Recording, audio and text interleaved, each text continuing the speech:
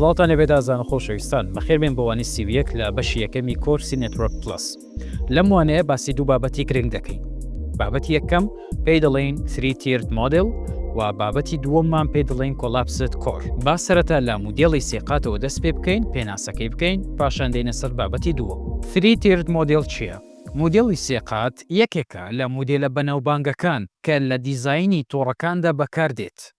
زیاتر لە 20 ساڵ لەمەوبەر لەلایەن کۆمپانیای سیسکۆ پەرەی پێدراوە و تا ئێستا بەهۆی کارایی و ڕوونیەکەوە بەکاردێت.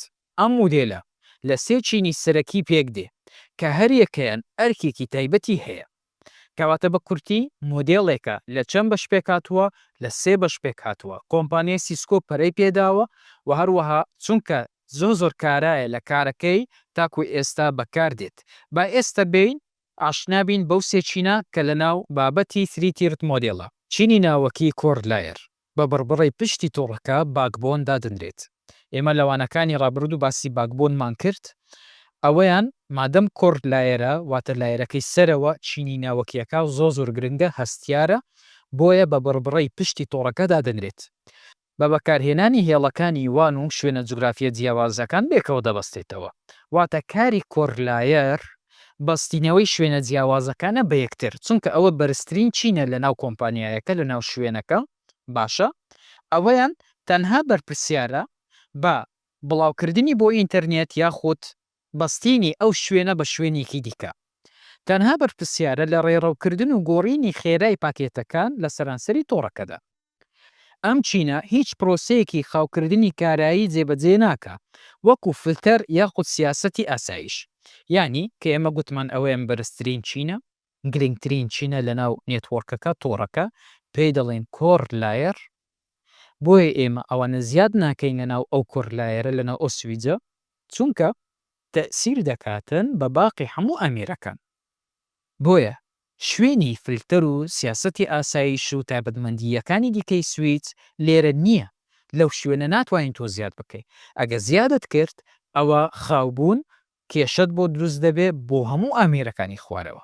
باشە چکە تۆ لەوانەیە فلتەر یان سیاسەتی ئاسایشدا بنی بەڵام بۆ بەشێکدا بنی بۆ بەشەکەی دیکە جیاواز بێ ئەوە نییە تۆ هەموو بەشەکانت یەک سیاسەتی هەبێ.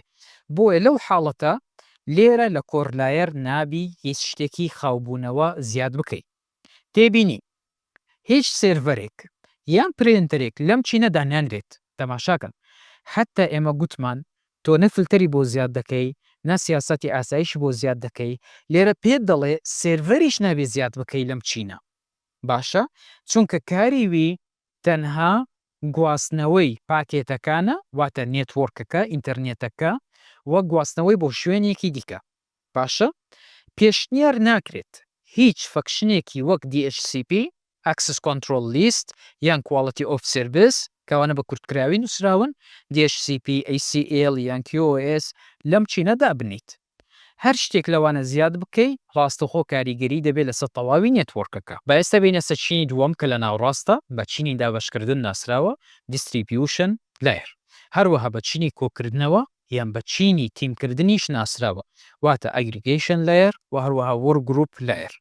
یانی ئەگەر پێت بڵێ لە 3-tiered مۆدێڵ چینێک کە بە وەرگروپ ناسراوە یاخود بە ئەگریگەیشن لایر ناسراوە تۆ دەزانی چینی دیستریبیوشن لایرە واتە چینی دابەشکردن. چینی دەستگەیشتن واتە ئەکسس لایر و هەروەها چینی ناوەکیەکە کۆرلایر بێکەوە دەبەستێتەوە. ئەرکەکانی وەک فلتەرکردنی پاکێتەکان، سیاساتی ئەمنی، ڕێڕەوکردن لە نێوان ڤیلانەکاندا، ڕێخستنی دۆمینی بەخش پرۆتکاست دۆمین ئەمە ئەو چینەیە کە بڕیارەکانی تێدا دەدرێت.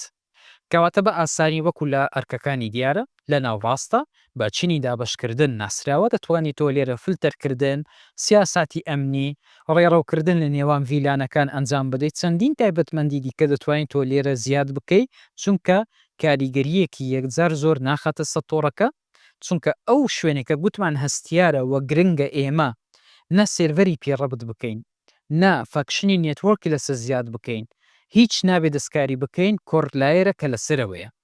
بەڵام لە چینەکەی ناوڕاست شتەکە نۆرماڵە دەتوانین بە ئاسانی کارەکانی خۆمان لێرە بەڕێوە ببین. ئێستا دێنە سەر کۆتا چین کە لە خوارەوەیە پێی دەڵێن ئاکسس لایر واتە چینی دەسڕاگەشتن. با پێکەوە پێناسەکەی بکەین. زۆر جار چینی دەسڕاگەیشتنەکە بە چینی گۆڕینی لێوارەکان ناو دەبرێت واتە Edge Switching Layer.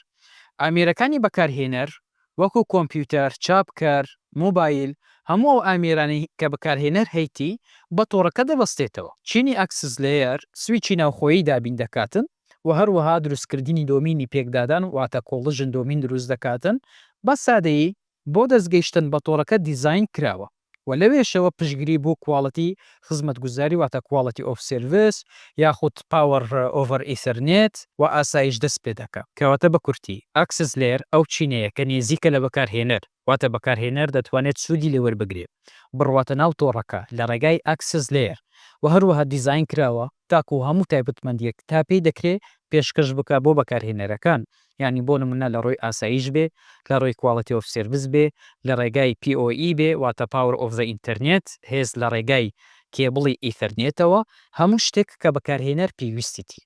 کەواتە تاکو ئێستا باسی سێ چینمان کرد. چینی یەکەمی سەرەوە کە پێی دڵێن Core Layer کە گوتمان گرنگترین چینە، هەستیارترین چینە، ناتوانین ئێمە هیچ فەکشنێکی نێتوەرکی لەسەردا بنین، ناتوانین ئێمە سێڤەری پێڕەبت بکەین، بەڵکو ئەو تەنها کاریوی گواستنەوەی پاکێتەکانە بۆ شوێنێکی دیکە.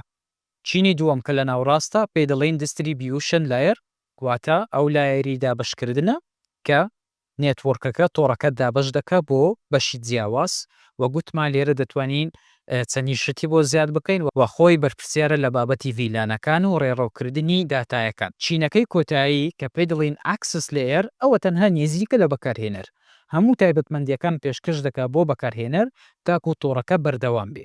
ئەوەیان زۆر گرنگە تۆ تێ بگەیت لەو سێ چینە. باشە و هەروەها ئاگادار بە سەبارەت بە نازناوەکانیان، ینی بۆ نمونە ئێمە گوتمان Access Layer هەندێک جار بە Edge Switching Layer ناسراوە. لایەرەکەی ناوڕاست کە گوتمان Distribution Layer گوتمان هەندێک جار پێی دڵێن Workgroup Layer و هەندێک جار پێی دڵێن Aggregation Layer و هەروەها چینەکەی سەرەوە Core Layer گوتمان بە باکبۆن ناسراوە، دەبێت ئاگاداربی سەبارەت بەم خاڵە. بابینە سەر بابەتی دووەم Collapsed Core چییە؟ لە تۆڕە بچووک و مەمناوەندەکاندا چینی ناوەکی Core و دابشکردنەکان Distribution یەک دەخرێن بۆ کەمکردنەوەی تێچوون و ئالۆزیەکان. ئەم مۆدێڵە بەوە ناسراوە Collapsed Core Model. سویجێکی بەهێز بەکاردێت بۆ ئەنجامدانی ئەرکەکانی هەردوو چینەکە لە یەک کاتدا. هەمان ئەرکی ڕێڕەوکردن و فلتەرکردن ئەنجام دەدا بەڵام لە یەک ئامێر لە بڕی دوو ئامێر. کەواتە تاکو بە ئاسانی و بە کورتی لەم بابەتە تێبگەی پێشکەمێک باسی 3-tiered مۆدێڵمان کرد گوتمان دەکرێتە سێ بەش.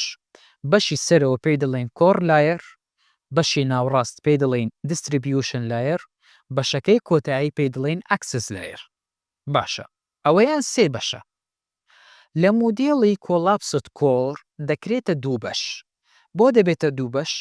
بەشەکەی سەرەوە لەگەڵ بەشەکەی ناوڕاست دەبنە یەک بۆ کەمکردنەوەی تێچوون و ئالۆزی، یان شوێنێک بچووکە پێویستاکە بڕوە مەسروفێکی زۆر بکە، ئامێری کۆڕ بکڕێتن بەتەنێ، ئامێری سویزی دەستریبیوشن بەتەنێ بکڕیتن وا ناکاتن ئەم مۆدێڵە بەکاردەهێنیتن. Collapsed Core هەردووکیان دەبنە یەک بۆ کەمکردنەوەی تێچوون و ئالۆزی. ئەوەیان بابەتی مۆدێڵی Collapsed Core. یعنی لە Collapsed Core سێ چینت نییە، دوو چینت هەیە. چینی Access هەیە و چینی Collapsed Core هەیە. هاوڕێیان و ئازیزان گەشتنە کۆتایی وانەی ئیمڕۆمان کە باسی 3-tiered مۆدێڵمان کرد و باسی Collapsed Coreمان کرد. هیوادارم زۆر باشی لەم وانەیە تێگەیشتە بن. وانەی داهاتووتان بینمەوە. هەر شاد و بەختەوەر بن. خوداحافیز.